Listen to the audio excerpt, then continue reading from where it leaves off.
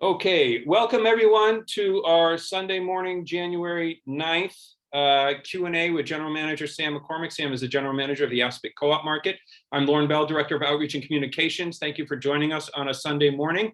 I'm just going to give a quick overview of the co-op itself, because I know we have a lot of owners on here, but we also have some folks who have not yet joined the co-op and might be wanting a little information. And so just as a review for some of you and brand new for some of you, the Assabet Co-op Market, we've been at this for about 9 years now.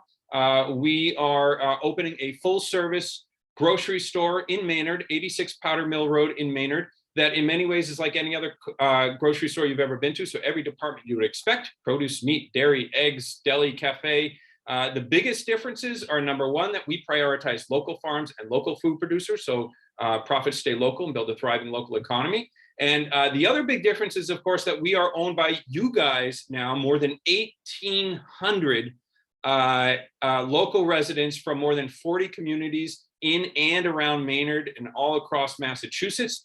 You do not need to be an owner to shop at the co-op. So when we open this year in Maynard, whether you join or not, please come and feel good shopping at our co-op, our grocery store, our community-owned grocery store, because you're supporting local. Our owners, our 1,800 plus owners now, have each purchased a one-time $200 share in the store. There's no annual fee. It's payable in $25 installments, and they get great benefits for it. So everything from in profitable years, getting an annual dividend that's a share of our profits distributed to owners, to bulk ordering discounts, which is great. If you have kids like mine who love Annie's mac and cheese, we're probably going to be ordering large boxes of Annie's mac and cheese in bulk, to class discounts, voting for the board, running for the board, and having a say in our classes, our farms, our products, and all our programs and all the rest. And of course, you get a full service grocery store that sources locally, prioritizes local farms and food producers, prioritizes sourcing from local and BIPOC food producers, reduces our food's carbon footprint. I'm going to let Debbie in the room right now. Reduces our food's carbon footprint, fights for food justice, and really supports a thriving local economy. So if you're interested in learning more or becoming an owner, you can easily do both of those online. You can go to assabetmarket.coop. That's assabetmarket.coop co-op. And you can become an owner right online. And we do have a raffle going on. We have a winter raffle, December and January. All new owners who join the co-op in December and January are entered to win awesome prizes from our local business friends. And the latest is a private wine tasting for 6 from Aaron Knapp's Cellars, which is a micro winery based in Westford. And Noel over there, he owns it. He's great. So without further ado, I'm going to turn it over to Sam. Well, thank you, Lauren. I don't feel like I have anything left to say. No, I'm kidding. No, it was great to see everyone today. Lovely to see the turnout. I see more and more familiar faces, and I know everyone who's been on these before, maybe I say this too much, but it's so wonderful getting to know you all more and more, even just through the screens. It's been the way to do this during the pandemic, and there was a brief moment in the summer when we were tabling, and that was wonderful. Lauren and I were at the Maynard Fest, and I think I got to meet like a whole handful of folks and just like actually see people's faces in person. It was amazing. So, looking forward to more warm weather moments where we can have that happening, or cold weather with heater moments where we can make that happen. I still live in hope for that. But yeah, it's wonderful to see everyone today. Just to give a quick heads up on I don't want to talk too much. I love to get to the Q&A section where we can just all chat together. Just going to give a little recap of this past year, things that were accomplished and kind of momentum that's been building. And we'll do a little quick site plan review. So I'll also give a heads up about the hearings that we have coming up, and share a few more things from the plans. And then we're going to also share a bit more about the fundraising campaign that was kicked off very recently.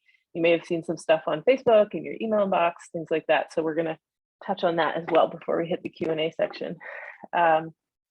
So yeah, it's been a busy year. It's pretty amazing to think of personally where I started out 2021. I was working remotely. It was my first day on the job with this co-op. It was January 4th, 2021. in my living room in Philadelphia. So it's been a full year, and it's been a very, very full year. And I couldn't be more overjoyed at the work that we've done together and just being able to be part of this community. It's been really life-giving. And my partner and I moved up here to the Boston area at the end of January on the coldest day of the year. And Lauren has heard that story, and maybe I'll tell that story again another time. But despite some literal bumps in the road, we made it up here, and it's been such a great experience. It's sometimes we can't anticipate the change that will occur in our lives, right? And I think we all have experienced that at a completely different level with COVID, and not knowing what's coming and not knowing how we will manage it and how we'll get through it. But there have been amazing kind of blessings in the mix. And I think this work is one of those for me. And so I really appreciate all of you. I appreciate the community support in welcoming me remotely and in any way that folks could. It's been really wonderful. And I look back, and it really was just such a busy year. Came in and working with the board, that the majority of whom are still with the board right now. I think we actually have, hey, Leah, I think we've got at least one of our board members with us today, our board chair, Leah Chapinelli. Good morning. Hi, Leah. So I will do my best to give a shout out if we have board members. And I think Leah might be the, if we have another board member out there and I can't see you on the list, feel free to unmute yourself and say hi. Hey, Leah, good to see you. So Leah is among those who were on the board when I joined, and it's been a great year working with this board that you all elected, representing what is now over 1,800 owners with this co-op, and who've been persevering. It's been actually over 10 years now, Lauren. We're hitting the 10-year mark. And it's really worth celebrating that the folks on the board have, and the owners have, you all have worked through a process that can be really exhausting, and it can cause a lot of burnout, and it can cause a lot of tears and tiredness and all of that. And so much appreciation for the folks who brought it to this place that I was able to join in with this past year. It's a real testament to the hard work and dedication that of all of you that have allowed us to have so much growth in the past year. That kind of growth isn't possible with a lot of groundwork. And walking in right off the bat, we were looking for a site, right? That was the first thing that we really did together was, and Leah, you could correct me if I'm wrong, I think we were having meetings every week for about 2 months. I think that was from February into March. I think we were having weekly board meetings, and everyone agreed. They're like, this is the time. If we were ever going to push really hard, it's now. It's to push through and find a site and to accomplish this. And it worked out. We were able to find a nice variety of places to look through, walk through. And then we found our location, 86 Powder Mill Road, and we started negotiations on that around April. And we've signed a lease, which is just, to go through that process in about 6 months was pretty amazing. And now we spent the fall doing a lot of planning work, a lot of work with our architects and engineers, preparing for town hearings, preparing for building a store, working with folks from different cooperative organizations, just giving them a shout out. FCI, Food Cooperative Initiative, they've been by the co-op side this whole time, supporting the board work. We've had folks from Culminate supporting our capital campaign. We've had folks from the NFCA have been present through everything, and I really appreciate the work that they've done. And more recently, we've established a relationship with National Co-op Grocers, which is looking into the future. So really appreciating the network of folks, and not just naming organizations, but there's so many individuals who've participated. And again, this work is done together. We couldn't have done it without each and every contribution. And that really brought us to then the capital campaign phase 2. Lauren, he persevered. It was a slow start this fall. So we had a slightly different, a year before, it was a new thing, right? The investment campaign, the capital campaign for owners, there had been a silent phase, and there was a real kickoff with that momentum going. And it didn't quite have that same momentum this fall. And so I think there was, we always have these moments where it can feel a bit discouraging. Things are quiet. We're not getting responses.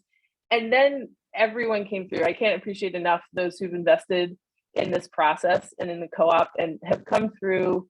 It was a real joy to see, especially Lauren's face, when in a period of about 10 days, we really started to get close to our goal. It was so rapid, the development and growth. And we had folks who were willing to match funds and investment and all of that. And at the end of it, it really took the collaboration of all of our volunteers who were callers. Thanks to them so much. We couldn't have done it without that dedication, because I think it takes the individual and personal desire to see something grow and develop to really have the care to talk with folks about why investing in the co-op matters. But at the end of the day, Lauren, Siobhan, Mitchell, Patty McKenna, these folks really made this all possible. So just really wanted to give my appreciation and thanks for that. And we exceeded our goal. We've brought in, and folks have mailed in. We've exceeded our $2 million investment goal, and just so much appreciation for that. It's I can count. I believe I can count on seeing the faces of all of our investors in the co-op when we open. If no one else is there, I can count on that. So I look forward to the day when we do have an open store and I can welcome folks in the door. And then wrapping up the year really strong was we got to our public hearings. So in December, we had our first public hearing, and that was with the Conservation Commission. And for those who attended, much appreciation. And if you didn't and you went to David Mark's session, also much appreciated, because he had a co-op history event happening at the same time. We're working, hopefully we won't have overlapping events for the next few hearings. So I would love to see kind of this representation that we have right now. I'd love to see this happen at the upcoming hearings. So we have another one on the 11th. It's this coming Tuesday evening. And as with the past ones, they start at 6:30. And we have no idea when we'll be on the agenda. We will see when it comes up. So I appreciate everyone's patience. And as was noted, I think the last time around, just putting that you're a co-op owner like in your name, that's awesome. It just shows folks like why you're there, why you're representing, like why you're showing up. And for this hearing, we are going to be hopefully we're in the final stages of talking through the notice of intent that was submitted to the Conservation Commission. So at the last hearing, we did successfully, the commission approved a waiver of stormwater review. Now, this doesn't mean that we aren't looking at stormwater mitigation efforts and management efforts. It just means that we're not having to go through a more intense review that's often meant for projects that are having a larger impact on the riverway, or a ground up build, new build, that kind of thing. So we appreciate the town's understanding that what we're doing, every part of it, we're trying to make an improvement to the riverway, and that we are also a grassroots organization, and we have to be aware of our budget and aware of our both our impact, but also our ability to affect change. It's incremental sometimes, but we will have an impact. So we're looking to continue that conversation on Tuesday. And then we also have hearings coming up at the end of January, back to back. So no harm, no foul if you can't make all of these hearings. There's one on January 24th and January 25th. So that's Monday and Tuesday. And those ones, the first one is for the Zoning Board of Appeals, and then the second one is for the Planning Board. And those are really addressing, for the Zoning Board, it's a change of use. The space that we're taking over is a combination of common area office and storage, and we're turning that into a grocery store. So we do have to submit for a change of use. And we're also, with zoning and planning, we're also discussing the fact that when you combine all the uses in that plaza, that our parking needs are slightly more than what's currently calculated. So it's a small reduction that we're talking about. And so we have to go through that process, and the planning board has the option to review other aspects of the site during that period. So we'll see how this goes, and we're doing our best to work with the town and have our engineers work with the town's engineer to be as prepared and have answered as many questions ahead of time as possible. So we're really, working through all of that together as a team with the owners of the plaza. So that's what we have coming up for town meetings, and it's really exciting that we're in this place, because when we make it through town hearings, then we get to do building permits, then we get to start building, and then you're right, that's where I get really excited. That's when things start to become even more material and real. So excited to get to that point. And at this point, I'm happy to share my screen. Lauren, you might have to give me permission. Yeah, and just so folks, I know that this is a question that is going to pop up. When do you open? So the process that Sam has just talked about, that we're in the middle of this, all of the town hearings, those really have a big impact on when in 2022 we open. We know that we can open in 2022, but those really have an impact on, all right, how do we home in on, when can we home in on a season? When can we home in on a month? Then when can we home in on an opening day? So once these things get underfoot, the different hearings and the overall permit applications, then once we have our building permits in place, then once we begin construction and there are no more snowstorms to contend with that could delay things like that, then once our equipment is ordered and on the way, right, and employees are hired and starting to be trained, this is how we start to home in on an opening day. So for folks who are wondering why we can't have an opening day set or even an opening month, there's still a lot of variables. We're confident that we can open this year, but yeah. But and the ultimate variable is I hold firm to never overpromise and undeliver. Always do the opposite. and part of that is just to make sure that we are regularly consulting with other organizations to make sure that we are accurately representing the work as it is, not as we want it to be. Because sometimes our ideals could really, they could drive us through a lot of things, but they won't build buildings. So, keeping an accurate picture of timelines is really important. And that's one of the things I do with the board. They get a timeline regularly that talks about how some of these dynamics change and how some of this might adjust. And factors like Laura mentioned, like our equipment, as we're getting quotes in, which we are for our major equipment, and looking at options for HVAC. And we'll get into that more in a minute, because then I'm going to talk about fundraising, and that's where things like HVAC get more exciting as part of that conversation. But yeah, it's when we get through the hearings, it's one of the markers that helps set our timeline more firmly for opening day. So yeah, I appreciate that, Lauren. Yeah, so Sam, I'm going to change it, and I think you can share now. I can, thank you. All right, so here we go. This is something that some of you may have seen so far.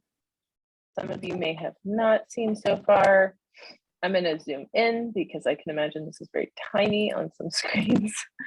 So we're going to do this. All right, so our storefront is going to be to the left of Jam Time, our future storefront, and we will be having some exciting announcements from the board regarding the front of the store as well, just dropping a little hint there. But this is just a rendering from our architects, just to give a sense of what the facade might look like. And looking down here, this is the work that we've been applying for to install in the back, this loading dock here, to get us to reach that co-op space. And then the hope that we'll also be able to have a deck back here that would provide some nice views of the river, be a nice shady spot for folks to relax outside, especially with COVID continuing. Great to have an option to have outdoor seating for folks. And then this is the other rendering of the front, just a little bit more of a perspective view. One of the goals is to have like a nice little rest area out front, have some benches, have some plants, also to make this visible to drivers as they come in. So I'm going to zoom out here to give the perspective of the overall. So as folks are coming in, we wanted to have some of a visible barrier to the front of the store, and not just, we'll have standard safety bollards, but this planter and markings on the driveway and things like that to make it very clear that like this is a place where you don't drive. This is a place that is the entrance to a store. And one of the things that we are requesting in addition for is to add an ADA parking spot right by the front door. And that would allow ADA access to be priority to the front. And this is just a nice little rendering down here of the back of the space. Oops, sorry, my screen is funny. So this is just a little rendering of what that might look like in the back. So there is a tree directly behind the building. And when we were talking with the engineers and the wetland scientists and stuff, they said, you know, for the purposes of like slope stabilization, as long as the tree is sound, it would be best to leave it. So we're like, okay, so let's build a deck around it. So hopefully we're going to have a deck with a tree coming right through it, which would be fun. And then I'm going to, in the past, we haven't looked at the full plans because we had not yet hit the public hearings, but we have gone to public hearings. So all of this is public access at this point. So one of the things I wanted to note, one of our owners, and I really appreciate this, emailed with questions about ADA compliance overall at the site. And we will work with the owners to make sure that the parking is compliant with the town's regulations. So one of the things that was not as apparent in the other drawings is that there are other ADA spots along the front of the building. So the one that we're proposing over right by the entrance, that's in addition to other spots that are along the front there. So that's one of the things that we're working on, as well as working with the owners to take out the railings that are in the front of the other spots so that this whole thing can be accessible from the front. So I just wanted to note that because that's been brought up in the past. And then I'm going to just take folks to the back of the building again. So what we're wrapping up with hopefully soon with the Conservation Commission is the fact that we're working with the owners to try to clean things up back here and also make it functional for the co-op. So one of the things that's been discussed that needs to happen is that the existing dumpsters on site are being moved off to the side and they'll be in their own enclosures.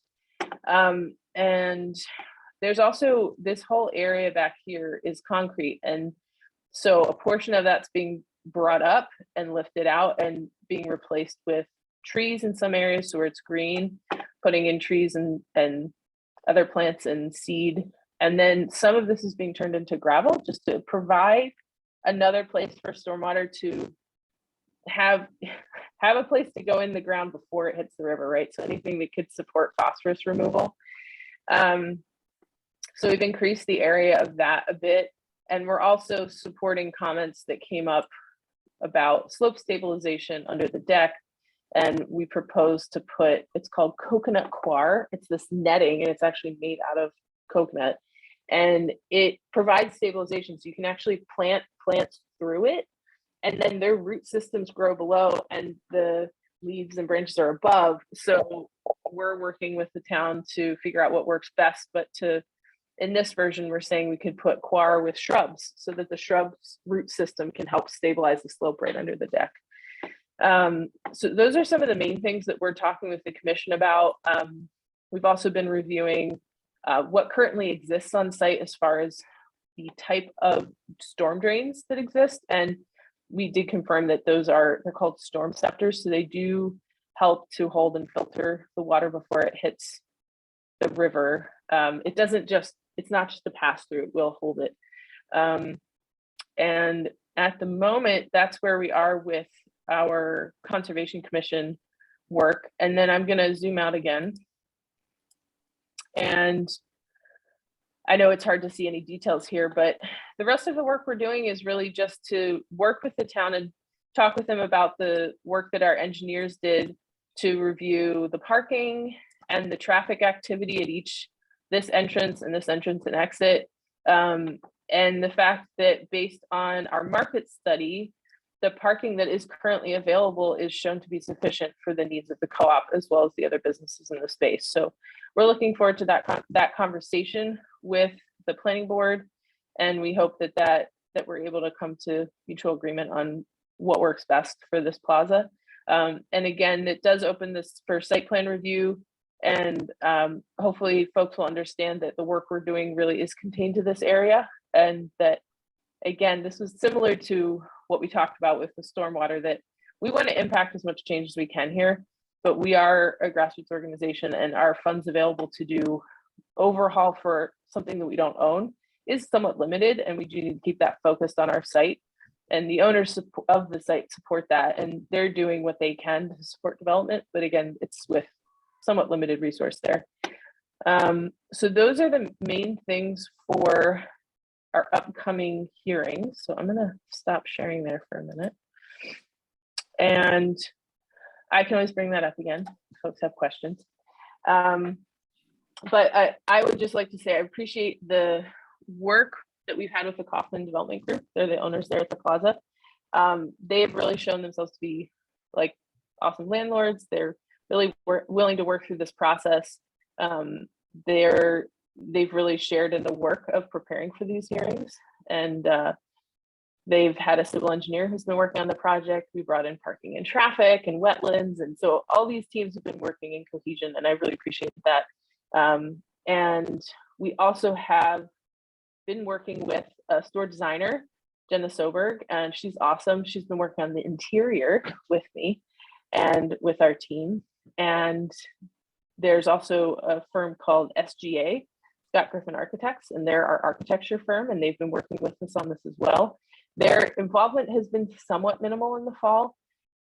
They helped to prepare that kind of overview drawing of the whole plaza, but their scope is more specifically kicking in now. I had a walkthrough with the architect and their engineering firm, so we're kicking off our drawing set to be prepared for when we can submit our building permits. So that really supports also some of the conversation about our equipment. We do have to have engineers do the calculations for, oh, here's the refrigeration units you want to use in the building, and that means you need this much tonnage of HVAC, and that means you need to do this much cooling or circulation of air.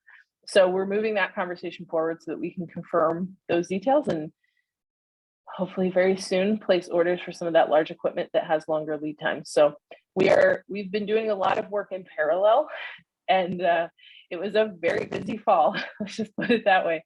But it's been very productive, and I can't appreciate enough the team that we've had working on this. It's been really a group effort. So many thanks to all those folks involved. That is what I have for site plan stuff right now. And like I said, I look forward to questions and talking about this more. And I wanted to just touch briefly on fundraising. I'm not going to say a whole lot right now because part of this conversation is restricted. So this would be like the part where it scrolls across the screen with like a nice flag where it says, this is for Massachusetts residents only. I cannot solicit or have conversation about this with anyone who is not a Massachusetts resident. And I think folks saw that on the messaging that Lauren sent out as well. We've been working with our legal team, and they've been very careful about what and how we can talk about fundraising, because we are not a nonprofit.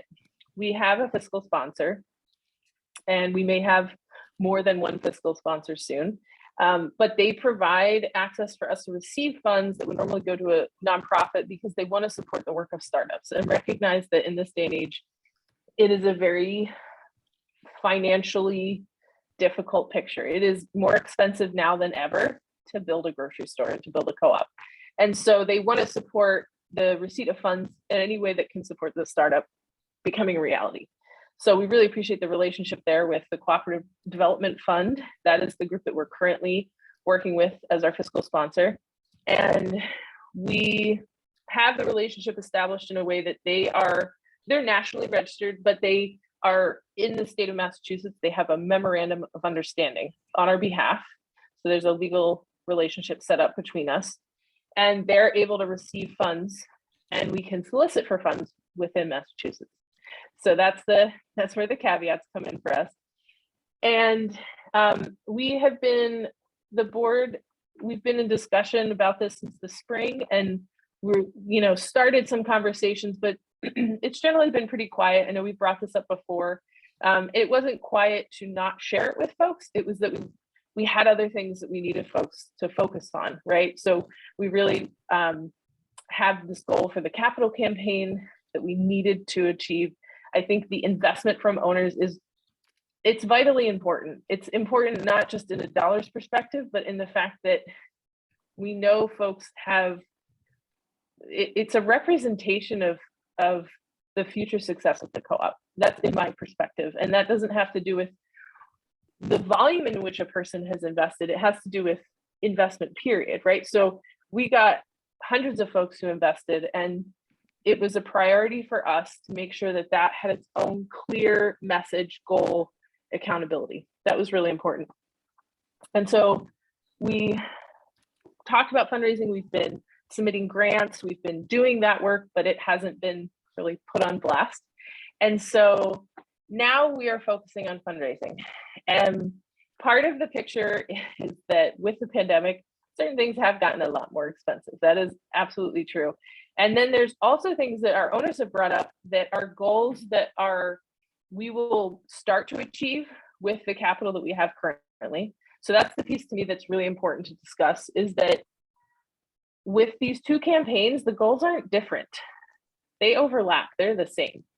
Our goals are to strive for supporting the community that we're in, providing a food for all program, really supporting classes and events for folks, and more than that, it goes much deeper than that. Working with local organizations that do food relief, like how do we sort through all of this, and how do we achieve this sooner is really one of the things we looked at. And then we look at sustainability from a literal sense, from the building sense. So how do we approach sustainability in that way?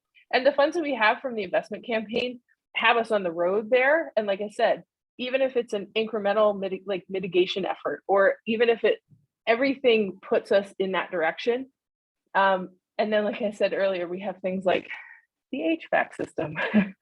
That's something it's not tiny, that's large. It's a large system.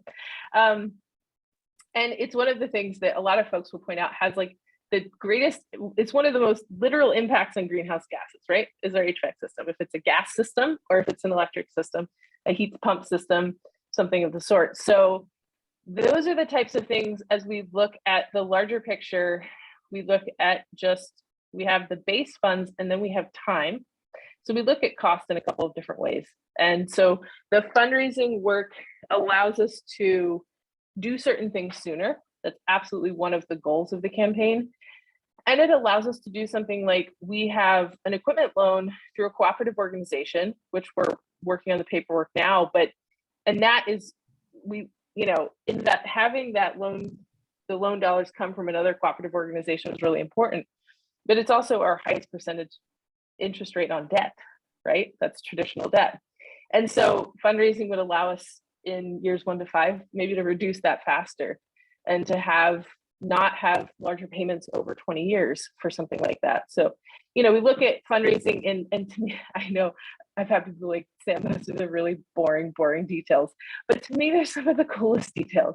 There's some of the things that allow the co-op to be profitable sooner, that allow us to put funds back into co-op owners' hands, put more dollars back into the local economy. And one of the other goals is we'd like to invest in the local economy in a literal way, in bringing in producers and incubating producers. And we've already talked with some organizations, the Massachusetts Innovation Network, about how we could partner with organizations that do this kind of incubation work. And then how can we support it? And all of these things are amazing, and they're goals that we have and we will achieve, right? Because this is what we talked about. It's like, what are the goals of the co-op? And fundraising says these goals could be achieved sooner rather than later. And by sooner, I don't mean in the first 6 months. I'm aware that we want to, first of all, open a grocery store and have it functioning well and be profitable. But in a lot of these perspectives, this can take 10 years to achieve, to be at the point where you can incubate other like vendors, and to bring folks to the shelf sooner, to look at developing our food for all program and have it scaled much larger than we could. So it's a lot of these things we're looking at time as a major factor, as a cost factor, right? And how can we achieve a lot of this sooner? And how can we impact some of the green building things sooner as well? So I really encourage folks, if you have any of those things as your passions, and you'd like to donate, if that was a vehicle that was going to be a vehicle that worked better than investment, because I know for some folks, investment wasn't an option, but if donation would be a better vehicle for participation financially, we have, and I feel like, Lauren, I haven't been looking at the chat. I assume you've been dropping a bunch of stuff in there. Yeah, I just dropped the email. You can email us at donate@assabetmarket.coop to get more information about the sustainability campaign. And Sam pretty much explained it all there. But yeah, I mean, this is, we joined this co-op often for overlapping reasons. Some of us really want to reduce our food's carbon footprint. Others want to increase access to healthy food for all, regardless of income. Some folks really want us to expand our support for local farms and BIPOC producers. And the reality is that it often takes startup co-ops, as Sam mentioned, up to 10 years or more to really fully realize a fully sustainable co-op on those fronts. And we want to do something that other co-ops haven't done. We feel like we have a tremendously passionate co-op community of supporters and owners, and this donation campaign will allow us to accelerate those goals. We don't want to wait 10 years to fight climate change in a really robust way, because as you all know, we can't do that. The climate can't wait. We don't want to wait 10 years to increase access for low-income folks, because as you all know, food security and food insecurity right now is a major issue, and it only keeps growing.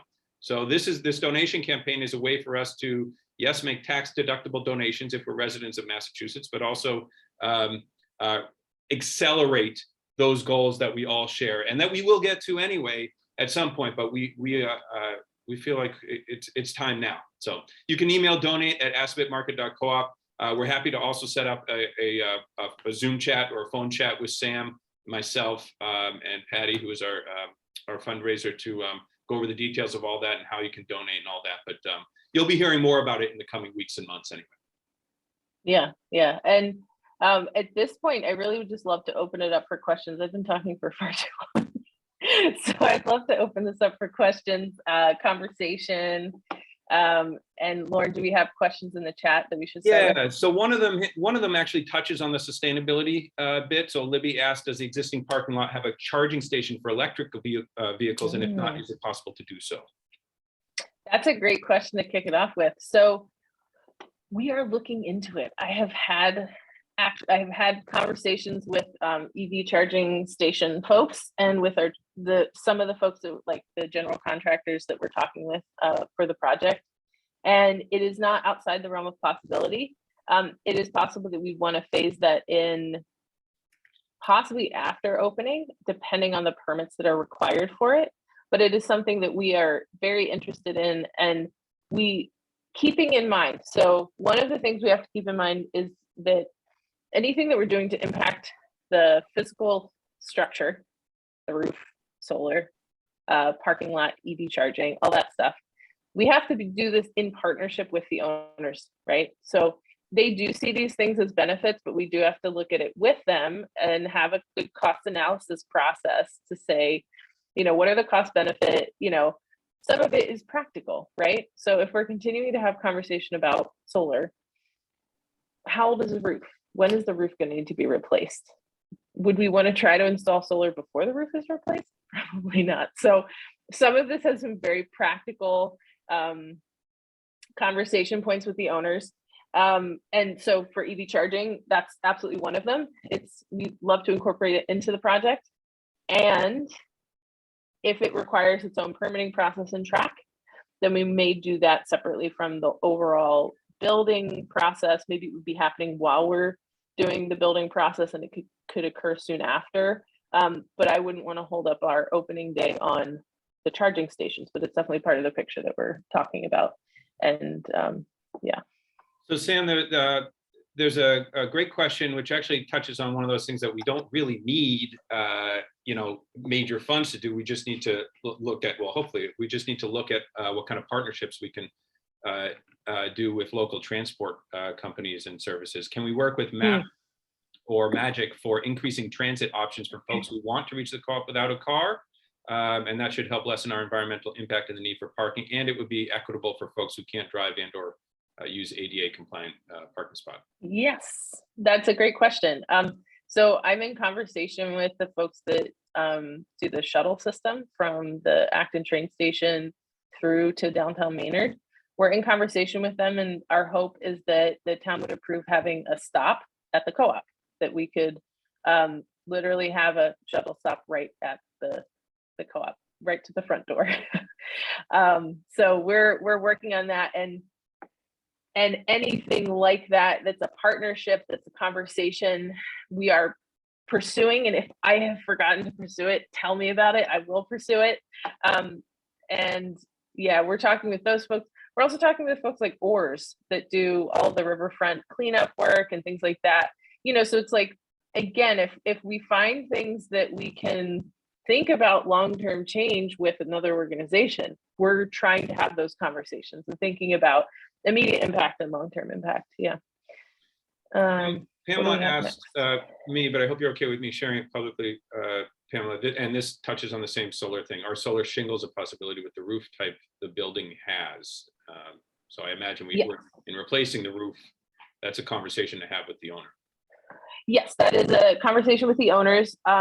They have shown that they're open to the conversation about solar, and it is very dependent on having the structural review of the roof and the age of the roof. I've walked on that roof. Lauren has also had the chance to walk on that roof, but I used to work on roofs for a living with the prior construction work that I did. And it is an old roof, and it will probably need replacing soon.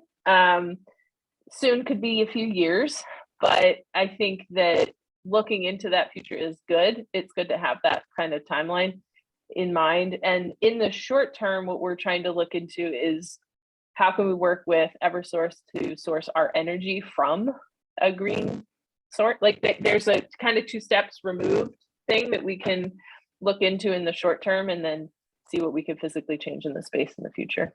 Yeah.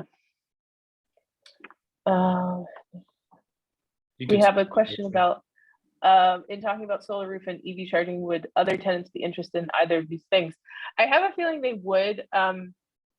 At the end of the day, it is the owner that we'd be working with, ultimately, mostly because the owner of the space would have to be on the applications with us, and we'd happily partner with other folks in the plaza if other folks wanted to contribute to the cost of them. I would love that. So talking with other folks isn't out of the picture, but the main factor is the owners of the plaza, the Kaufmans, and conversation we have with them is the starting point. And then having other tenants on board might reduce some of the cost if folks wanted to pool resources towards the actual, it's around 25 to 30,000 per spot. So if folks wanted to pool resources towards that type of thing, then absolutely, yeah. Sam, can I just want to ask, is there, I don't know how direct a connection there is. I know that it still has to go through the conversations with the owners, but is there a connection then between either precisely or things like getting a solar charger in place, or rather a electric car charger in place expeditiously, and a successful sustainability campaign that we're yes, yeah, that's a great question. So that is one of the factors. So we have a goal with the sustainability campaign to match our investment campaign. So 2 million for 2 million. And for some folks that might be surprising, but if we achieve 2 million with fundraising, it would push forward some of these pieces. It would allow us to have it's both the dollars and the time, because thinking about what does it cost us? So if we were having, I like using versus EV or solar, I like using the HVAC system as an example because it's very practical and we can't open the store without it. If we were to go after a heat pump system, it is changing the way that the air is treated in the building. There's currently a small HVAC unit that supplies some to the space, but it's not enough. We have to add to it. We need more tonnage. It is a gas system currently. So the first piece to look at is how much of an overhaul are we looking at? Because this is a renovation, right? So if we look at heat pump versus gas, we're not using all the lines and the equipment and the materials. So we're fundamentally changing the structure of how the building is heated and cooled, which is fine. It's just a question of how much more work is that, and it is an overhaul of the whole system versus an addition to the system. Secondly, heat pump systems apparently right now are hard to find. I had one contractor, he said, so all the heat pump systems, they're on ships, they're not unloading the ships. So whatever ones are here in the country are the ones that are available, which sounds really kind of ridiculous, but that's actually the reality of a lot of material goods right now and building equipment and things like that. So we have the factor of time. So if we said, you know what, actually it is a priority, we do want to open with zero gas in the space, then what is the timeline for that? And I haven't gotten a specific one right now, but say that pushed us out by another couple months, and say like the current addition of gas to our HVAC system could take 6 months. If heat pump takes us 8 months, there's 2 more months of expenses that we have to account for, right? So we're not just talking about the cost of the system, the overhaul of the system, we're talking about the actual, like paying Lauren and I, paying our team, paying like the current version of keeping the lights on until then. And so we have to look at those cost factors as well. And so the fundraising campaign, I hope we're being really upfront about this, is that we can achieve the things that we have goals for with our investment campaign. We open the doors, put food on the shelves, hire staff, get these things going. The fundraising campaign could change the picture, and it could allow us to take a moment longer to do it a little bit better, right? That's kind of what we're looking for from a very literal sense, from a building sense. So that's a great question, Lauren, and I hope I gave some information that was useful. Yep. There's a question here from Kimberlyn. On the plans, it looked like the loading dock at the back is at the top of a raised deck. So the delivery trucks would drive up a ramp to an above ground loading dock. Is that right?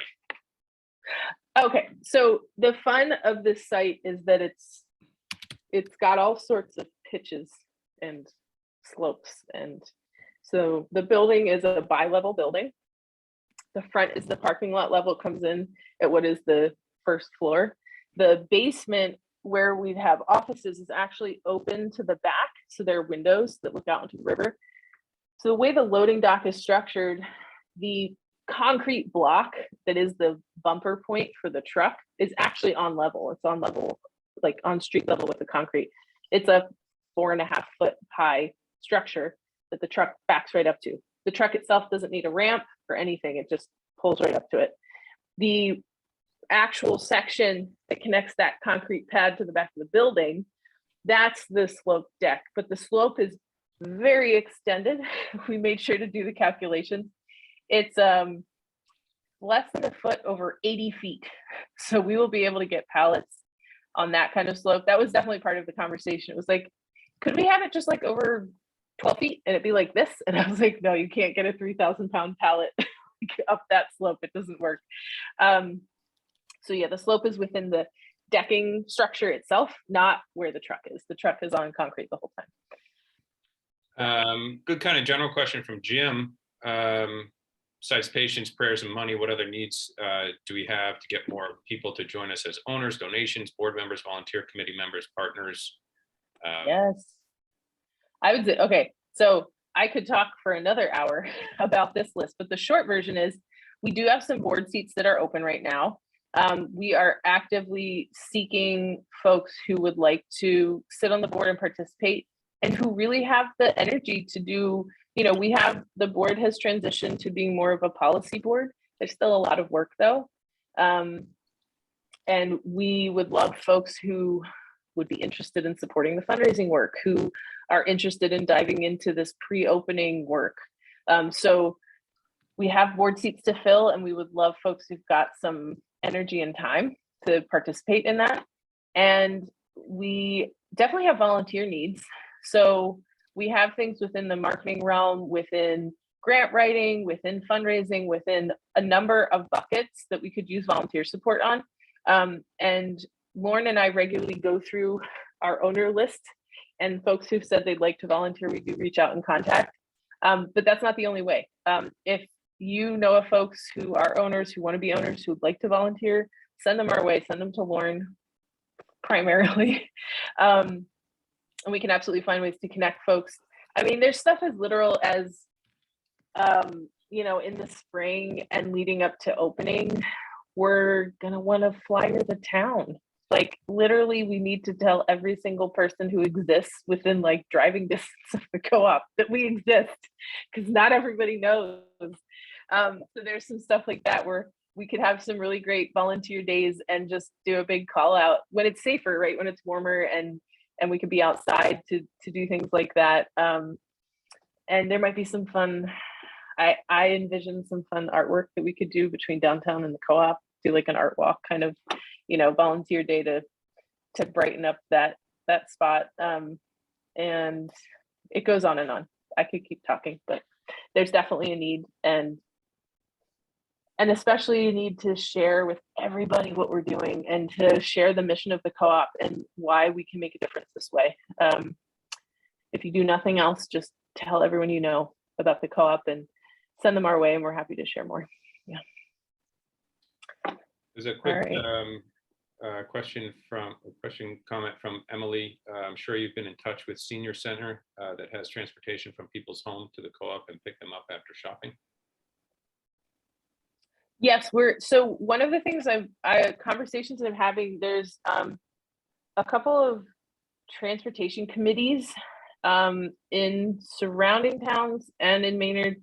And I'm talking with those folks about what are the different ways and means in which we could support anyone who has access issues. And so troubleshooting this from a variety of perspectives is the goal. And in my perspective, if you're ever trying to figure out how to support a particular community, the best way to do that is to ask the community in question. So there are folks that we're talking with who are on the, there's a couple committees in Acton who have a focus on ADA support work and transportation and things. So we're in conversation, and we'll continue to try to solve for this. Yeah.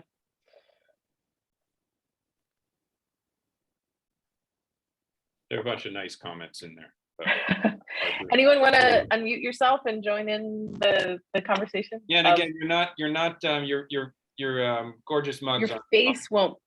Yeah, your face won't be in the video. We'll hear your voice, but we won't see your face. Yeah. So if anyone has any thoughts or questions, wants to say hi, we're at the hour, but if anyone wants to join in or anything, feel free.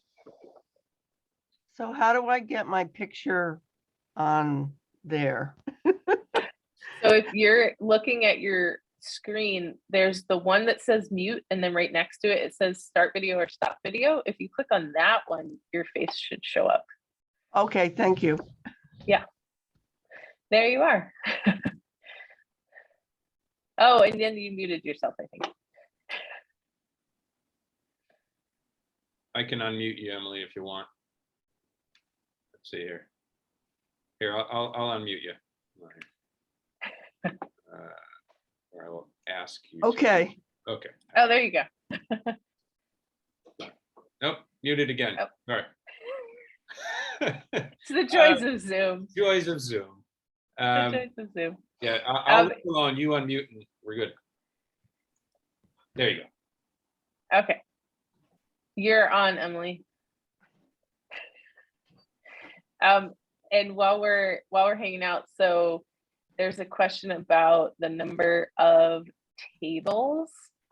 I would say I'm going to wait to give you an answer till after we get through the Conservation Commission hearing to see what we are, what size deck we end up with, because that is it has been shown but not truly determined.